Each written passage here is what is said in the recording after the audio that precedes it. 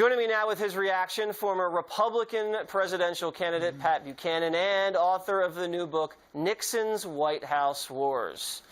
So, Pat, I'd like to just first get your reaction to my Waters' words. What did you think?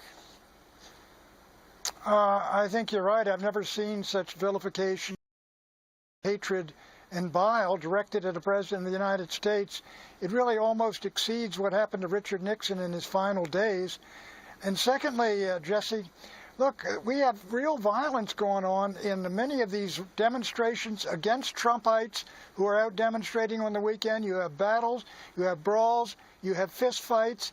Cops are having trouble breaking them up. We really are on the verge, I think, of an uncivil conflict in this country. And here in Washington, D.C., there's a clear objective of the elites, the corporate elites, or rather the political elites, and the media, basically to bring down the President of the United States and to reverse the election of 2016. Yeah, you actually wrote your latest op-ed. It was titled, "Are We Nearing Civil War?" And just to be clear, we're not talking about, bayonets on the street here. You're saying there's a civil war within the federal government? First off, there is something of a civil war going on in society, these weekend demonstrations. Every weekend you see violence. People are fighting with each other, cursing each other. The cops are keeping them apart. That's the national politics.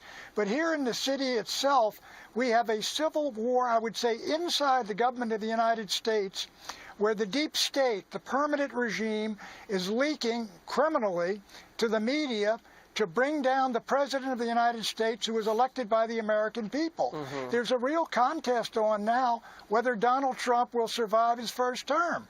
People are talking about impeachment 4 months in. I know. I've never seen it like this before. And Trump tweeted about this. "I am being investigated for firing the FBI director by the man who told me to fire the FBI director. Witch hunt." Also another tweet, he says, "After 7 months of investigations and committee hearings about my collusion with the Russians, nobody has been able to show any proof. Sad."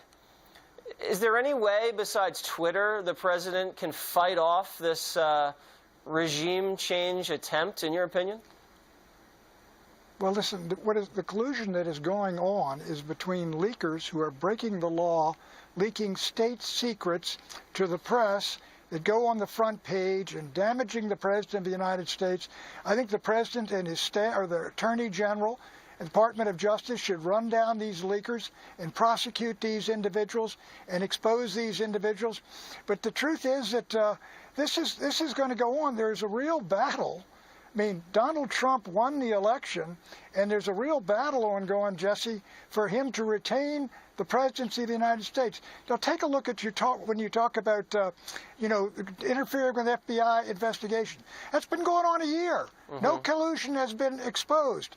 But Trump has certain powers here that are legitimate. And when you talk about Comey, I mean, if the President of the United States, Mr. Trump, had come in and said, in the national interest, I want to shut down the investigation of Hillary Clinton and of the Clinton Foundation to bring us together, people would have applauded.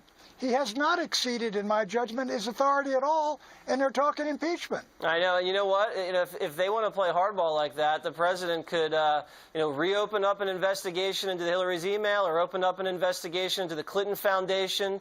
Take a look about what happened with the IRS situation. Fast and the Furious, we reported last week, could be re-examined. And you brought up the leaks.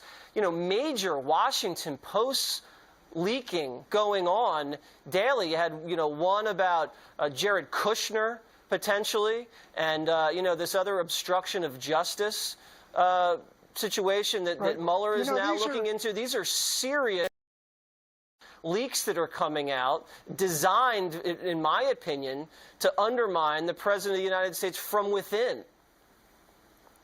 Well, I'm sure they are. Now, look at the leak. Now, I don't agree with what General Flynn did, but it was a leak of his conversation with the Russian ambassador in the Washington Post, which is a de facto crime that brought down the national security advisor to the President of the United States.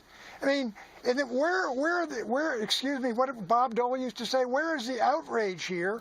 And the reason this thing is tolerated is because the media are benefiting from it, and together the media and the deep state are determined to bring this president down in disgrace, to break his mandate, and to remove him from office. Well, he's got to do a lot better job fighting back and, you know, make some examples out of some people. And, you know, I can't believe this is already happening. It's not even summer yet. Pat, thank you very much for joining me. I really